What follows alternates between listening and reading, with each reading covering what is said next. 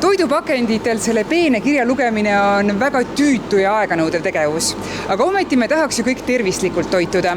Üks tööriist, mis meil tarbijatel aitaks teha poeriiulites tervislikumaid valikuid, on toiduvalgusfoor ehk Nutri-Score.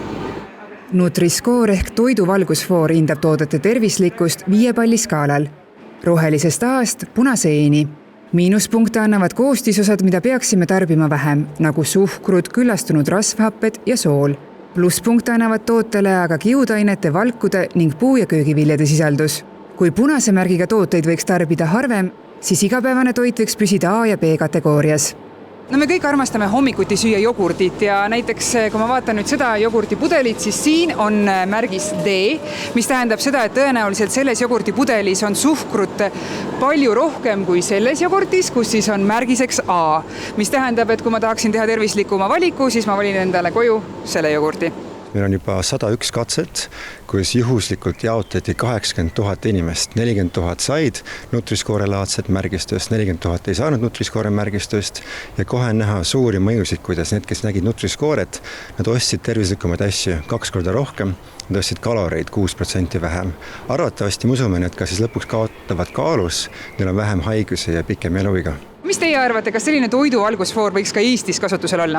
Absoluutselt, sellepärast, et praegu, kes on huvitatud tervislike valikute nagu tegemisest, peavad väga palju vaeva nägema ja uurima nagu seda infot sealt pakendi pealt sellest väiksest kirjas, et kui oleks sellised märgistused väljas, siis see teeks paljude elu palju lihtsamaks.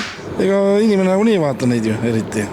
Kui ta on eelistanud ühtse samasid asju ostma. Siis tuleb selline tunne vahel, et mõtled, et ahaa, et naaber vaatab, sul on kõik punane korvis.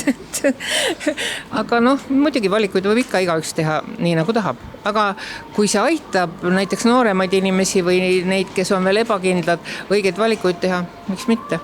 Et sina kasutaksid seda, vaataksid seda? Jaa.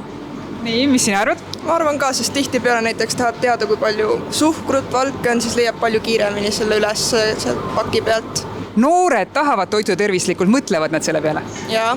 Vaatavad kaloreid ja palju nad võivad sisse süüa. Täna on Eestis üle poolte täiskasvanutest ülekaalulised ja iga 5. surm on seotud toitumisest tuleneva riskiteguriga. Tervise Arengu Instituudi eksperdid on veendunud, et Nutri-Score võiks aidata ka eestlastel teha toidupoest tervislikumaid valikuid. See on üks meede, mis panustab toidukeskkonna muutmisesse. Kindlasti üksipäini ta seda suurt ülesannet ära ei täida, aga siia kõrvale tulebki kindlasti muid meetmeid juurde lisada. Toiduliidu juht Sirje Potissepp aga toiduvalgusfoori kasutuselevõttu Eestis heaks ei kiida. Tema hinnangul on see liiga lihtsustatud. Meil on väga palju selliseid näiteid, mis võib-olla tunduvadki nagu head ja mõte ju väga hea, minna tarbijale appi. Aga kui panna need tooted poeriiulisse üksteise kõrvale ja vaadata siis, kuidas külmutatud friikartulid saavad rohelise ja vabandust, kes sööb külmutatud friikartuleid? Te töötlete, ehk et te panete sinna soola, te teete neist friikartulid, et see annab täiesti vale ettekujutuse. Kallutatud üksikult näited ei ole tugevad argumendid või piisavad argumendid selleks, et miks Nutri-Score'i mitte kasutusele võtta. Et see pilt ei ole nii must ja valge, kui võib-olla toiduaine tööstus soovib seda näidata.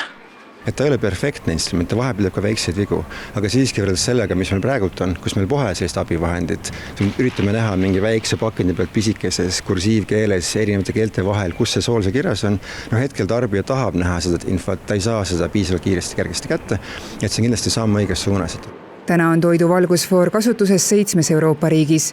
Uuringud näitavad, et see on pannud ka toidutootjaid muutma oma tooteid tervislikumaks. Näiteks Nestle on märgatavalt vähendanud suhkrukogust oma hommikuhelvestes.